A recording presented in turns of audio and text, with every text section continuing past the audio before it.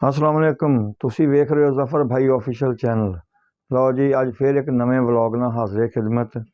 अज का व्लॉग तुहाडे वास्ते की लैके आया जनाब, तुहानूं दसदे आं, सुनोगे यकीनन तुहानूं अच्छा लगेगा।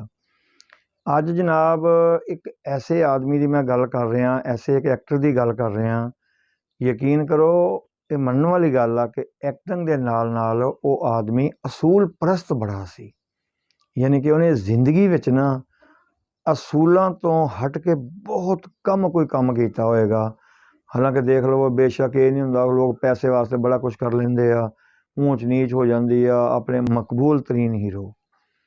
और देखो, उन्हों का तरीकाकार जिंदगी का बड़ा अजीब रहा। हालांकि ये नहीं भी उन्होंने कोई पैसा नहीं कमाया, लोग उन्होंने पिछे भजते सी। लोग उन्होंने साइन करने वास्ते कई कई दिन उन्होंने जिवें कहते हैं कि घर जाके इंतजार करते रहंदे सी, लेकिन उन्होंने असूलों तो हट के कदी कोई ना सौदा नहीं किया किसी नाल। अज जनाब तुहाडे नाल यही गल करना चाह रहा वां कि एक जिंदगी च वाकया पेश आया, वो की वाकया सी।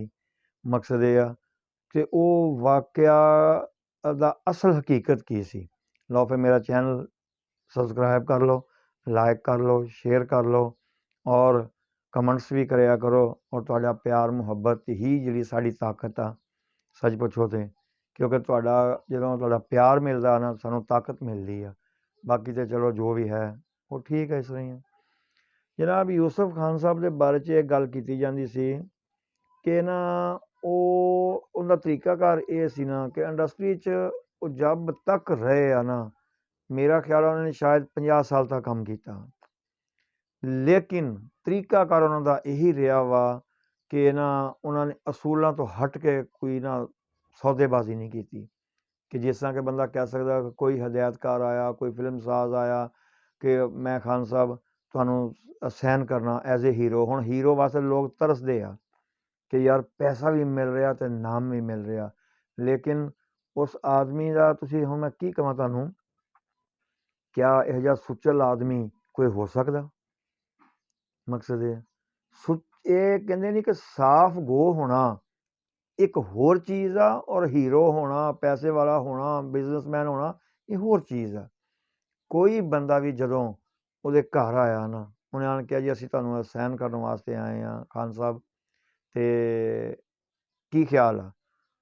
वो एक लफज बोलदा हुंदा सी, जिहड़ा मैं लफज जिहड़ा ना लफज दे सिर ते ही सारी जिहड़ी ना ये समझ लो स्टोरी आ अपनी।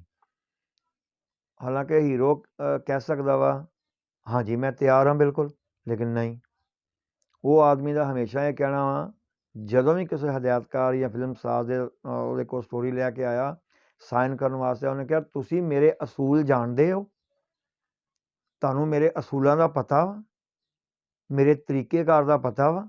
जे मेरे सारे तरीकेकार का पता वा तो फिर मैनू साइन करो, नहीं तो मुश्किल हो जानी है, फिर मैं काम नहीं कर सकता।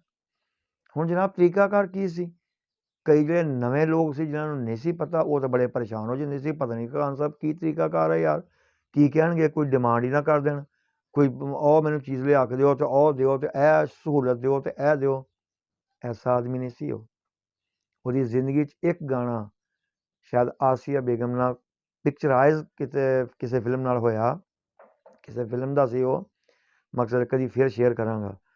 उस गाने थोड़ा जिहा ना जिवें कहंदे एक आसिया का लिबास या ਉਹਦੇ 'ਚ कोई रोमांटिक्स जिहा सीन जिहड़ा सी ना सी, ते अज तक उन्होंने पछतावा रहा कि यार मैं बहुत मैनू अफसोस आ कि मैं ये काम क्यों किया। उन्होंने घरों भी बड़ा कहते डांट डपट हुई, घरों भी कहा गया कि हुण तू इहो जिहा काम करेंगा, यानी कि ऐसा नाइस आदमी सी। लो जी उन्होंने पूछा गया हाँ जी अच्छा जी खान साहब की शर्त आ जा तुहाडा की तरीकाकार आ। उन्हें कहा तुहानूं पता ना कि मैं जिहड़ा ना सैट दे उत्ते 2:30 वजे तो पहले नहीं आ सकदा। सारा दिन ये सारा दिन ही ज़ाया हो गया। 2:30 वजे तो बाद 2 वजे तो बाद तो समझ लो कि दिन खत्म होना शुरू हो गया, तो आपां की काम करना। इस तो पहले कोई होर 100 काम, लेकिन उन्होंने कहा मेरा असूल आ। अच्छा जी उन्होंने पूछा जी ये असूल तो ठीक है, चलो 2:30 वजे ही सही है, लेकिन मसला की है, इस तो पहले कोई शूटिंग आ किते जाना वा आउणा, की मसला। कहना भी देखो रात हुण 2:30 वजे तो बाद 8, 10, 11 भी वज सकते हैं, ਤੇ ਮੈਂ ਆਣ ਕੇ ਸੌਣਾ ਹੁੰਦਾ ਵਾ। ਮੈਂ ਸੁਬਹ ਫਜਰ ਦੇ ਟਾਈਮ ਉੱਠਣਾ ਵਾ, ਫਜਰ ਦੀ ਨਮਾਜ਼ ਅਦਾ ਕਰਨੀ ਆ। ਉਸ ਤੋਂ ਬਾਅਦ ਫਿਰ ਕੁਰਾਨ ਪਾਕ ਦੀ ਤਲਾਵਤ ਕਰਨੀ ਆ, ਔਰ ਫਿਰ ਤਲਾਵਤ ਤੋਂ ਬਾਅਦ ਫਿਰ ਮੈਂ ਸੌਂ ਜਾਣਾ। ਠੀਕ ਹੋ ਗਿਆ ਜੀ। ਫਿਰ ਖਾਨ ਸਾਹਿਬ ਇਹ ਕਹਿੰਦੇ ਜੀ ਸੌਣ ਤੋਂ ਬਾਅਦ 11 ਦੇ ਕਰੀਬ 10 10:30 11 ਵਜੇ ਉੱਠਣਾ, ਨਾਸ਼ਤਾ ਕਰਨਾ, ਥੋੜ੍ਹਾ ਜਿਹਾ ਘਰ 'ਚ ਬੈਠਣਾ, ਘਰ ਦੇ ਮਾਹੌਲ ਨੂੰ ਦੇਖਣਾ। ਘਰ ਦੇ ਵਿੱਚ 100 ਮਾਮਲਾ ਯਾਰ, ਐਕਟਰ ਹੁਣ ਬੰਦਾ ਘਰ ਛੋੜ ਹੀ ਦੇਵੇ, ਬੰਦਾ ਘਰ ਦਾ ਪਤਾ ਹੀ ਨਹੀਂ ਜਾ ਕੇ ਇਹਨੂੰ ਰਿਹਾ ਵਾ, ਅਤੇ ਬਸ ਇੱਕ ਹੀ ਕੰਮ ਤੁਰਿਆ ਰਹੇ, ਅਤੇ ਇਹ ਕੋਈ ਜ਼ਿੰਦਗੀ ਤਾਂ ਨਹੀਂ ਹੈਗੀ। ਇਹ ਇੱਕ ਅਸੂਲ ਪ੍ਰਸਤੀ ਦੇਖੋ ਤੁਸੀਂ ਉਹਨਾਂ ਦੀ, ਕਿ ਕਿੰਨੇ ਅਸੂਲ ਪ੍ਰਸਤ ਆਦਮੀ ਸੀ ਯਾਰ। ਘਰ ਨੂੰ ਦੇਖਣਾ, ਘਰ ਦੇ ਮਾਮਲਾਤ ਨੂੰ ਦੇਖਣੇ ਆ, ਬੱਚਿਆਂ ਦੇ ਮਾਮਲਾਤ ਦੇਖਣੇ ਆ, ਆਇਆ ਗਿਆ ਸਭ ਨੂੰ ਪਤਾ ਵੀ ਖਾਨ ਸਾਹਿਬ ਇਸ ਟਾਈਮ ਘਰ ਹੀ ਹੁੰਦੇ ਆ। ਔਰ ਉਹਨਾਂ ਦੇ ਸਭ ਮਿਲਣ ਵਾਲਿਆਂ ਨੂੰ, ਆਉਣ ਜਾਣ ਮਹਿਮਾਨ ਜਿਨ੍ਹਾਂ ਨੇ ਦੂਰੋਂ ਨੇੜਿਓਂ ਆਉਣਾ, ਵੀ ਖਾਨ ਸਾਹਿਬ ਇਸ ਟਾਈਮ ਘਰ ਹੁੰਦੇ ਆ। ਇਹ ਇੱਕ ਬਹੁਤ ਯਾਰ ਕਿਸੇ ਦੇ ਵਾਸਤੇ ਉਹ ਇਸ ਤਰ੍ਹਾਂ ਟਾਈਮ ਜਿਹੜਾ ਛੋੜ ਦੇਣਾ, ਇਹ ਕੋਈ ਆਮ ਗੱਲ ਆ? ਮਕਸਦ ਇਹ ਆ। ਅਤੇ ਉਹ ਦੇਖੋ ਜੀ ਜਦੋਂ ਉਹਨਾਂ ਨੇ ਇਹ ਕੰਮ ਕਰਨਾ ਨਾ, ਕਿ ਮੈਂ 2:30 ਵਜੇ ਤੋਂ ਪਹਿਲੇ ਜਾਣਾ, ਤਾਂ ਉਹ ਜਿਹੜਾ 2:30 ਵਜੇ ਤੱਕ ਟਾਈਮ ਸੀ ਨਾ, ਸਾਰੇ ਘਰ ਦੇ ਬਾਹਰ ਦੇ ਸਾਰੇ ਮਾਮਲਾਤ ਦੇਖਣੇ, ਫਰੀ ਰਹਿਣਾ। 2:30 1:30 ਤੋਂ ਬਾਅਦ ਜ਼ੋਹਰ ਦੀ ਨਮਾਜ਼ ਅਦਾ ਕਰਨੀ ਹੈ। ਜ਼ੋਹਰ ਦੀ ਨਮਾਜ਼ ਅਦਾ ਕਰਕੇ ਫਿਰ ਜਦੋਂ ਵੇਖਿਆ ਹੁਣ ਮੈਂ ਨਮਾਜ਼ ਪੜ੍ਹ ਲਈ ਹੈ, ਤਸੱਲੀ ਨਾਲ ਨਮਾਜ਼ ਪੜ੍ਹ ਲਈ ਆ, ਫਿਰ ਉਹਨਾਂ ਨੇ ਫਰੀ ਹੋ ਕੇ ਫਿਰ ਸਟੂਡੀਓ ਜਾਣਾ। ਅਤੇ ਉਹਨਾਂ ਨੇ ਕਿਹਾ ਇਹੀ ਤਰੀਕਾਕਾਰ ਆ ਮੇਰਾ, ਜੇ ਤੁਹਾਨੂੰ ਵਾਰੇ ਆ ਤਾਂ ਮੈਂ ਠੀਕ ਹਾਂ। ਅੱਛਾ ਜੀ, ਫਿਰ ਉਹ ਸੈੱਟ 'ਤੇ ਚਲਾ ਗਿਆ। ਫਿਰ ਉਹਨੂੰ ਇਹ ਨਹੀਂ ਸੀ ਮਸਲਾ ਹੁੰਦਾ ਕਦੀ ਵੀ ਭੱਜ ਦੌੜ ਪਾ ਦਿਓ, ਜਲਦੀ ਕਰੋ ਟਾਈਮ ਥੋੜ੍ਹਾ, ਮੈਂ ਅਗਲੀ ਸ਼ੂਟਿੰਗ 'ਤੇ ਜਾਣਾ ਨਾ। ਉਹਨਾਂ ਨੇ ਜ਼ਿੰਦਗੀ 'ਚ ਇੱਕ ਤਰੀਕਾਕਾਰ ਰੱਖਿਆ ਵਾ, ਇਹੀ ਟਾਈਮ ਦਾ ਰੱਖਿਆ। ਸ਼ੁਰੂ 'ਚ ਕਿਤੇ ਹੋਏਗਾ ਤਰੀਕਾਕਾਰ ਉਹਨਾਂ ਦਾ, ਲੇਕਿਨ ਜਦੋਂ ਸਟੇਬਲ ਹੋ ਗਏ ਆ, ਨਾਮ ਹੋ ਗਿਆ, ਫਿਰ ਨਹੀਂ ਉਹਨਾਂ ਨੇ ਬਦਲਿਆ। ਕਹਿੰਦੇ ਲਓ ਜੀ, ਜਦੋਂ ਆ ਗਏ ਆ ਨਾ ਸੈੱਟ 'ਤੇ, ਅਤੇ ਉਹ ਕਹਿੰਦੇ ਵੀ ਮੈਂ ਇੱਕੋ ਹੀ ਸ਼ੂਟਿੰਗ ਕਰਨੀ ਆ, ਮੈਂ ਕਿਸੇ ਸਾਈਡ 'ਤੇ ਨਹੀਂ ਜਾਣਾ, ਮੈਂ ਕੋਈ ਭੱਜ ਨੱਸ ਨਹੀਂ ਹੈ, ਜਦ ਤੱਕ ਮੇਰੀ ਸ਼ੂਟਿੰਗ ਇਸ ਤਰ੍ਹਾਂ ਹੈਗੀ ਆ, ਇਸ ਤਰ੍ਹਾਂ ਹੀ ਚੱਲੇਗਾ। ਜਦੋਂ ਇਹ ਖ਼ਤਮ ਹੋ ਜਾਏਗਾ, ਕੰਮ ਨਵਾਂ ਹੋਏਗਾ, ਫਿਰ ਉਹੀ ਸ਼ੈਡਿਊਲ ਚੱਲੇਗਾ 2:30 ਵਜੇ ਤੋਂ ਬਾਅਦ ਵਾਲਾ। ਨਾ ਮੈਂ ਕਿਸੇ ਸੈੱਟ ਹੋਰ 'ਤੇ ਜਾਣਾ, ਅਤੇ ਨਾ ਮੈਂ ਕੰਮ ਕਰਦਾ ਐਵੇਂ। ਠੀਕ ਹੋ ਗਿਆ। ਤੁਸੀਂ ਤਸੱਲੀ ਨਾਲ ਮੇਰੇ ਕੋਲ ਕੰਮ ਲਵੋ, ਭਰਪੂਰ ਤਰੀਕੇ ਦਾ ਕੰਮ ਲਵੋ, ਅਤੇ ਇਨਸ਼ਾਅੱਲਾ ਮੈਂ ਤੁਹਾਡੇ ਨਾਲ ਹਾਂ। ਹੁਣ ਦੇਖੋ ਪੈਸਾ ਕਿਹਨੂੰ ਨੂੰ ਜ਼ਰੂਰਤ ਹੁੰਦੀ, ਹਰ ਬੰਦਾ ਕਹਿੰਦਾ ਯਾਰ ਮੇਰੇ ਕੋਲ ਮੈਂ ਡਬਲ ਕੰਮ ਕਰਕੇ ਪੈਸਾ ਲਵਾਂ, ਲੇਕਿਨ ਨਹੀਂ, ਇਹੋ ਜਿਹਾ ਅਸੂਲ ਪ੍ਰਸਤ ਆਦਮੀ ਜਿਹੜਾ ਨਾ, ਉਹ ਬਹੁਤ ਮੁਸ਼ਕਿਲ ਆ। ਫਿਰ ਜ਼ਿੰਦਗੀ 'ਚ ਆਪਣੀ ਜ਼ਿੰਦਗੀ 'ਚ ਫਿਰ ਉਹਨਾਂ ਨੇ ਜੇ ਫਨਕਾਰਾਂ ਦੀ ਖਿਦਮਤ ਵੱਲ ਜਾਣੋ, ਕਈ ਜਗ੍ਹਾ 'ਤੇ ਇਸੇ ਗੱਲ ਤੋਂ ਝਗੜੇ ਵੀ ਹੋਏ ਕਿ ਯੂਸਫ ਖਾਨ ਸਾਹਿਬ ਮਾਪ ਦੇ ਚੇਅਰਮੈਨ ਰਹੇ ਆ 30 ਤੋਂ 35 ਸਾਲ। ਮਕਸਦ ਇਹ ਉਹ ਇੰਨੀ ਦੇਰ ਤੱਕ ਕਿਸੇ ਦਾ ਚੇਅਰਮੈਨ ਰਹਿਣਾ ਵੀ ਤਾਂ ਕੋਈ ਗੱਲ ਆ ਨਾ, ਅਗਰ ਅਗਲੇ ਲੋਕ ਮੁਤਮਿਨ ਸੀ ਤੇ ਚੇਅਰਮੈਨ ਰਿਹਾ ਨਾ ਹੋ ਯਾਰ। ਇੱਦਾਂ ਤਾਂ ਕੋਈ ਕਿਸੇ ਨੂੰ ਮਕਸਦ ਤੁਸੀਂ 35 ਸਾਲ ਕਹਿ ਰਹੇ ਹੋ, ਇੱਥੇ ਤਾਂ ਕੋਈ ਵਜ਼ੀਰ ਆਜ਼ਮ ਜਿਹੜਾ 2 ਸਾਲ 4 ਸਾਲ ਨਹੀਂ ਕੋਈ ਕਿਸੇ ਨੂੰ ਰੱਖਦਾ, ਕੱਢੋ ਬਾਹਰ ਸੁੱਟੋ ਪਰੇ ਇਹਨੂੰ। 35 ਸਾਲ ਰਹੇ ਆ।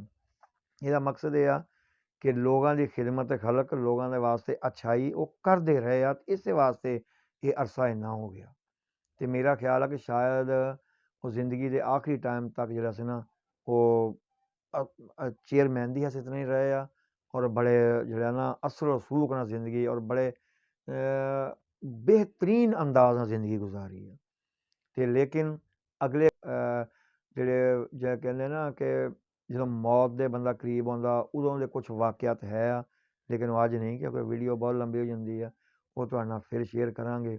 ਦੇਖੋ ਜੀ, ਅਤੇ ਇਹ ਗੱਲ ਹੈਗੀ ਆ ਕਿ ਮਕਸਦ ਇਹ ਆ ਨਾ, ਉਹਨਾਂ ਨੇ ਜ਼ਿੰਦਗੀ ਭਰਪੂਰ ਗੁਜ਼ਾਰੀ। ਅਤੇ ਦੇਖੋ ਨਮਾਜ਼ ਰੋਜ਼ਾ ਇਹਨੂੰ ਉਹਨਾਂ ਨੇ ਬਿਲਕੁਲ ਮਜ਼ਬੂਤੀ ਨਾਲ ਪਕੜ ਕੇ ਰੱਖਿਆ, ਫਿਰ ਆਪਣੀ ਦੁਨੀਆਦਾਰੀ ਦਾ ਕੰਮ ਚਲਾਇਆ, ਅਤੇ ਕੋਈ ਕਮੀ ਨਹੀਂ ਅੱਲਾ ਨੇ ਦਿੱਤੀ।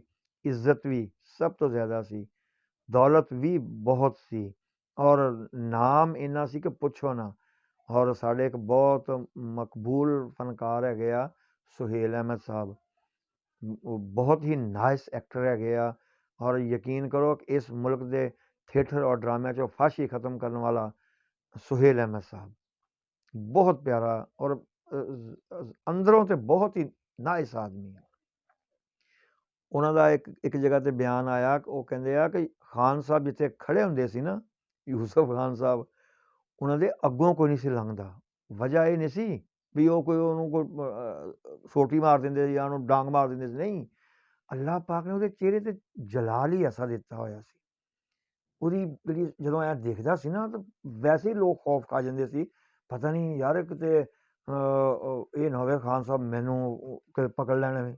ਯਾਨੀ ਕਿ ਇਹ ਗੱਲ ਨਹੀਂ ਹੁੰਦੀ, ਗੱਲ ਇਹ ਹੁੰਦੀ ਆ ਕਿ ਅੱਲਾਹ ਪਾਕ ਨੇ ਜਿਹੜਾ ਸੀ ਨਾ ਦੀਨ ਦੀ ਮੁਹੱਬਤ ਨਾਲ, ਦੌਲਤ ਨਾਲ ਉਹਦੇ ਚਿਹਰੇ ਦੇ ਉੱਤੇ ਇੱਕ ਰੋਹਬ ਦਿੱਤਾ ਹੋਇਆ ਸੀ, ਇੱਕ ਨੂਰ ਸੀ। ਔਰ ਬਹੁਤ ਪਿਆਰੀ ਜ਼ਿੰਦਗੀ ਗੁਜ਼ਾਰੀ ਜਨਾਬ, ਬਹੁਤ ਅੱਛੇ ਟਾਈਮ ਤੱਕ ਰਹੇ। ਲੇਕਿਨ ਅੱਗੇ ਜਾ ਕੇ ਜਦੋਂ ਵਕਤ ਆਖਰ ਆਇਆ, ਕੁਛ ਮਾਮਲਾਤ ਹੋਏ ਆ, ਉਹ ਫਿਰ ਤੁਹਾਡੇ ਨਾਲ ਸ਼ੇਅਰ